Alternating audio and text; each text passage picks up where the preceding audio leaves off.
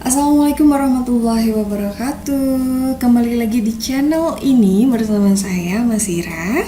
Dan kali ini kita masih belajar tentang pendidikan Pancasila dan kewarganegaraan untuk kelas 7 Madrasah Tsanawiyah atau MTS atau juga SMP. Oke. Nah, pada kesempatan kali ini kita akan belajar bab kerjasama. Nah, pada pertemuan ke-7 ini, di bab kerjasama ini, kita akan belajar tentang 5 indikator di KD 3.5, yaitu mendeskripsikan bentuk-bentuk kerjasama dalam berbagai bidang kehidupan. Kemudian kita akan belajar memahami pentingnya kerjasama dalam kehidupan bermasyarakat, berbangsa, dan juga bernegara.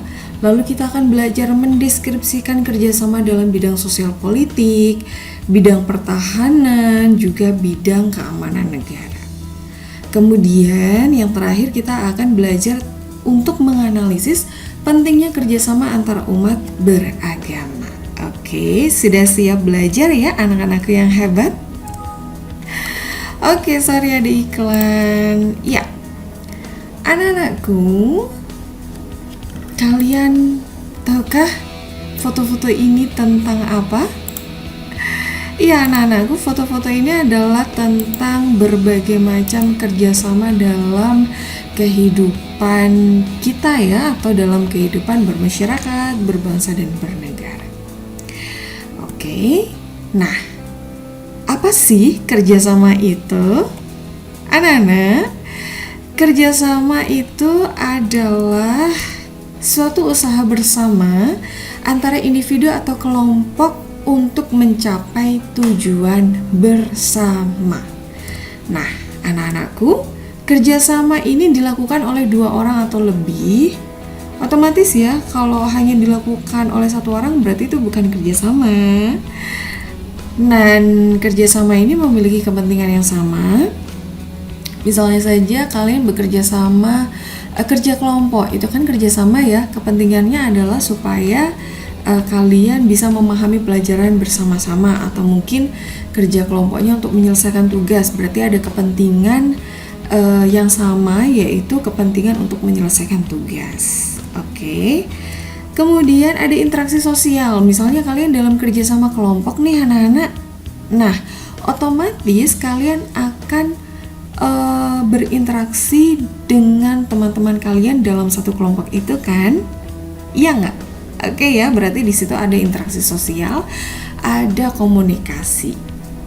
Oke anak-anak, kemudian manfaatnya apa sih kerjasama itu? Oke, sorry iklan lagi.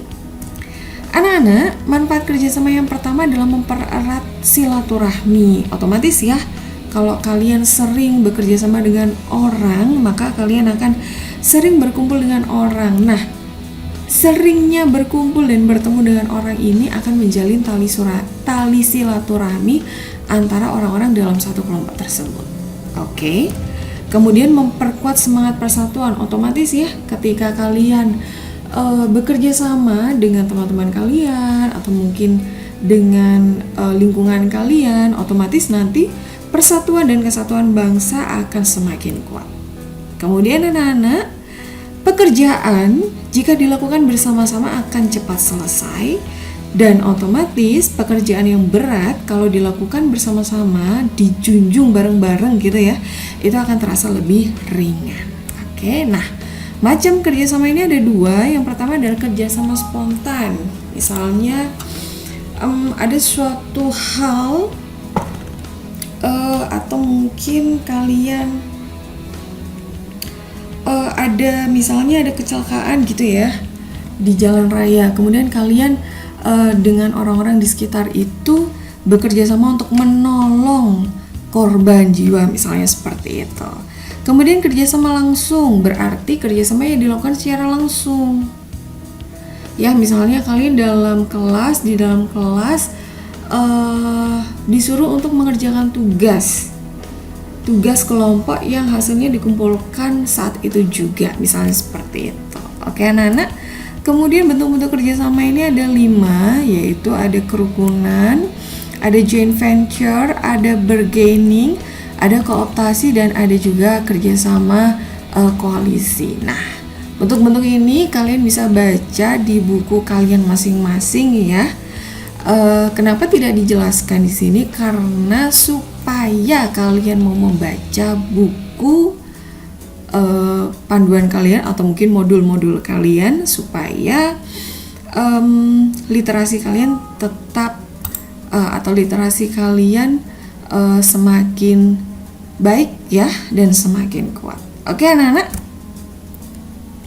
Kemudian anak-anak, kerjasama ini ada dalam berbagai bidang kehidupan. Dalam kehidupan bermasyarakat, kemudian dalam kehidupan berbangsa, bernegara, bidang sosial politik, juga bidang pertahanan keamanan. Dan semuanya ini anak-anak, biasanya kita mengetahui konsep kerjasama ini dengan pengertian gotong royong. Kalian pasti tahu ya gotong royong itu apa? Oke. Sekarang anak-anak, pentingnya kerjasama. Yang pertama, otomatis dapat meningkatkan komunikasi, kemudian membuat pekerjaan menjadi lebih mudah dan ringan, memperkokoh persatuan dan kesatuan bangsa, dan lain sebagainya. Oke. Kemudian kerjasama dalam bidang sosial politik nih anak-anak.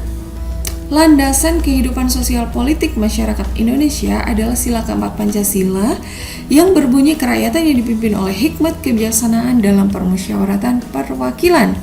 Perilaku politik ini harus didasari nilai hikmat, kebijaksanaan, permusyawaratan, dan juga perwakilan. Hal itu semua merupakan bagian dari gotong royong. Gotong royong ini tercermin dalam proses pengambilan keputusan di lembaga-lembaga negara dan organisasi kemasyarakatan dengan cara musyawarah untuk mufakat. Oke. Kemudian kerjasama dalam bidang pertahanan dan keamanan ini contohnya seperti apa sih? Oke, kita lihat pasal 30 ayat 1 Undang-Undang Dasar Negara Republik Indonesia tahun 1945 ya, menyebutkan bahwa tiap-tiap warga negara berhak dan wajib ikut serta dalam usaha pertahanan dan keamanan negara. Pasal 27 ayat 3 menyebutkan juga bahwa setiap warga negara berhak dan wajib ikut serta dalam upaya pembelaan negara. Kerjasama warga negara untuk mewujudkan pertahanan dan keamanan negara adalah contoh sikap dari bela negara. Oke, bela negara itu apa?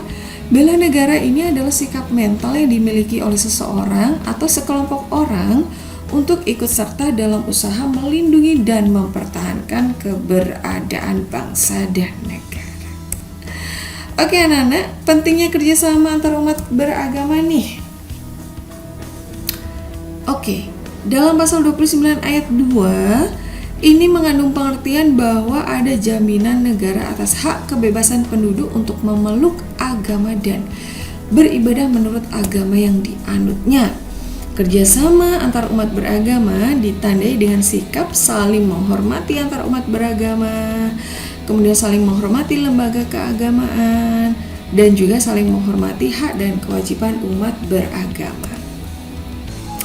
Kemudian anak-anak, dalam mengembangkan sikap kerjasama di berbagai bidang kehidupan masyarakat, setiap warga negara ini harus menghindari sikap fanatik sempit, sikap merasa paling benar, sikap individualis, sikap eksklusivisme, dan sikap primordialisme. Oke? Dan anak-anak, kalian bisa membaca di buku pedoman kalian atau modul kalian untuk memperkaya literasi kalian ya. Kemudian anak-anak, oke. Anak-anakku yang hebat, untuk materi kali ini di video pembelajaran kali ini memang saya sengaja untuk menyampaikan sedikit saja poin-poinnya saja supaya kalian tidak terlalu lama untuk melihat videonya ya, dan kalian supaya bisa juga untuk membudayakan literasi, kalian bisa membudayakan membaca sehingga budaya literasi kita atau budaya literasi kalian semakin membaik. Oke anak-anak? Nah, ketika nanti kalian sudah membaca buku-buku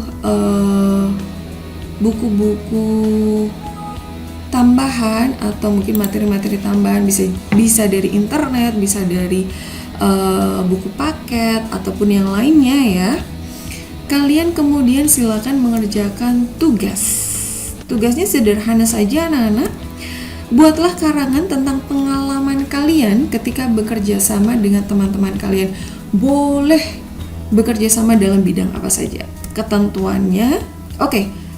Untuk hasilnya karangan kalian dikumpulkan paling lambat tanggal 23 Februari dengan ketentuan penulisan karangannya nanti minimal 5 kalimat. Oke anak-anak? Kalau demikian, selamat mengerjakan ya anak-anak. Selamat mengerjakan tugas, selamat belajar. Terima kasih telah menonton video ini. Kalau ada pertanyaan silahkan tulis di kolom komentar atau langsung japri saya. Oke anak-anakku yang hebat. Kalau begitu kita akhiri dulu video pembelajaran kali ini. Terima kasih banyak sudah menonton video ini. Sampai jumpa di lain kesempatan. Wassalamualaikum warahmatullahi wabarakatuh. Salam Pancasila.